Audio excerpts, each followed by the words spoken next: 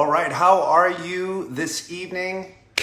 Hopping on here, wanted to talk about marathon training and what happens when your marathon is canceled. If you're jumping on the Facebook Live, hashtag live. If you are on here with me, hashtag replay.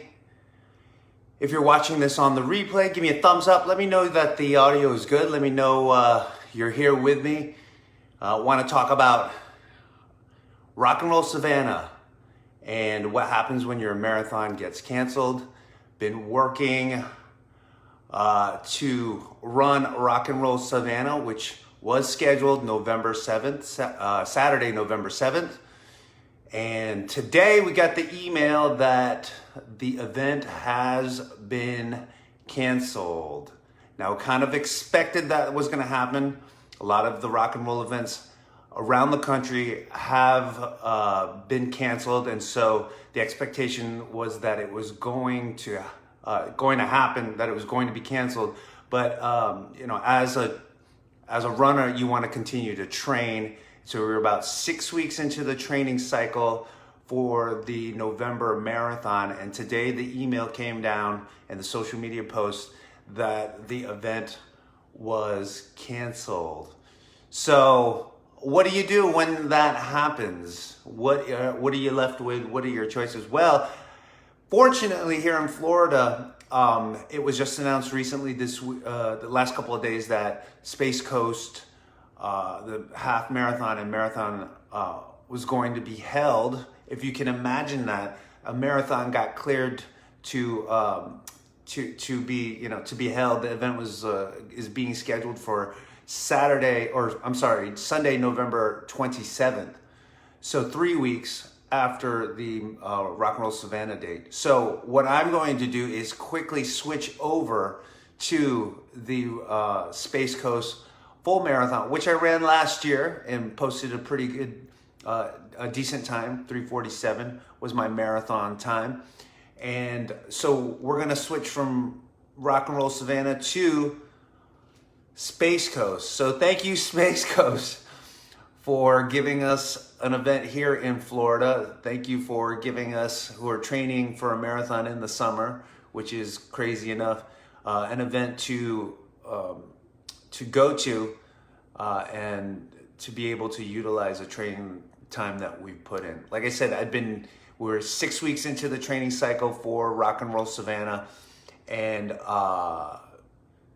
now that we're moving over to Space Coast, which is 3 weeks later, we can dial back that training 3 weeks and settle right into that training cycle, giving us an additional 3 weeks to get ready for that. And it has been quite an interesting start to my training cycle for this upcoming marathon season. A back injury, foot problems, anything that you can think of that could go wrong has happened already. Only 6 weeks into the training cycle. But these are the things that happen when you take on the challenge of training for a marathon.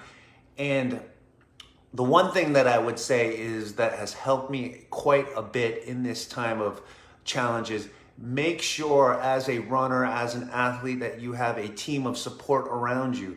And by that, I mean trainers, PTs, chiropractors, doctors, facilities that specialize in sports rehab or athletic training, people that you can rely on. As an athlete, as a runner, build up your network of people around you. Your fellow runners will have people in their own personal network that they can refer to you as well. Get plenty of recommendations, referrals of people if you have a situation. For instance, my SI joint went out about 3 weeks ago while I was doing some stretching, and it just kind of was misaligned. And so I had some back issues and was out for about 10 days. I wasn't able to run for about 10 days. Fortunately, I've been working with a chiropractor, Dr. AJ Hunsaker of American Chiropractic. That's AJ Hunsaker. He is my chiropractor. I've been working with him for about 14 years now.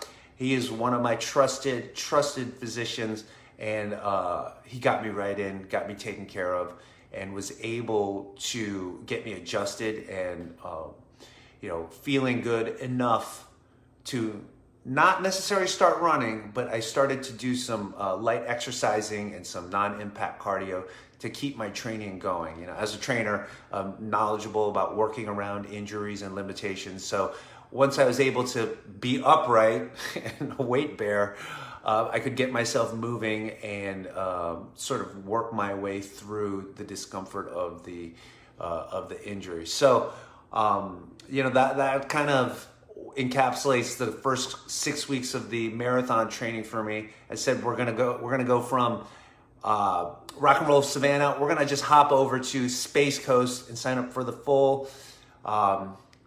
And I'm looking forward to it because I ran it last year, posted a great time. So I'm really actually a little bit relieved that this is happening. And so just gonna dial the training back 3 weeks and then start getting after it from there. So that is the latest update. Who do we got on here? We got Michelle, we got Lon. Hi, Lauren, hello. Amy, Reed, hello. Thanks for checking out the video, everybody. So that's the update. We're gonna go over to Space Coast. Again, Sunday, November 27th. I think that's the weekend after Thanksgiving, if I'm not mistaken. But anyway, we'll be into the holiday season, and so it gives us 3 additional weeks to get training for this marathon. Again, my goal is to qualify for Boston Marathon. I'm putting it out there. Last year at Space Coast, I ran an average of 8:23 per mile. I have to get to 7:45. That's about a 37-second improvement on my time per mile. So there's a lot of work to be done, and I'm working. It's very challenging to try to get faster running outdoors when it's this hot in Florida. So currently I'm doing a lot of treadmill work, a lot of temperature controlled speed, interval work, tempo work inside the gym, and then doing shorter, easy runs and long runs outside to acclimate and condition my body. So that's the basic strategy for me training for a marathon during the summer. It is very difficult to try to run faster in this heat and humidity because you're unable to really withstand that increase in your heart rate and the beats per minute. It's usually about 10 beats per minute of an increase when you're running in this kind of heat and humidity. And it's summertime in Florida, so it is brutal to try to run faster in these conditions. So when it comes to interval work or tempo work, I'm on the treadmill, I'm in climate control. That way I can get the speed work in, work the muscular system, work my body, and get that pacing down without having to overtax my cardiovascular system and keep my heart rate low. So a little bit of strategy, training here in Florida, but we do the best that we can. We put the time in and we move on. So there you go. Tara, hey, thank you for checking out the video. Everybody, thank you for checking out this video. Again, just a quick update. Rock N Roll Savannah, Saturday, November 7th, canceled. We're gonna hop over to Space Coast Marathon in Cocoa Beach Sunday, November 27th, 3 weeks later. So it's a perfect transition. And like I said, I ran it last December, had a great time, really happy with my finish there. So returning to the scene of the crime, and we're gonna knock it out of the park, and I'm psyched. And I appreciate you all watching this video. We'll do another marathon update here shortly, and I hope you all are doing well, and we will talk to you soon. All right, take care.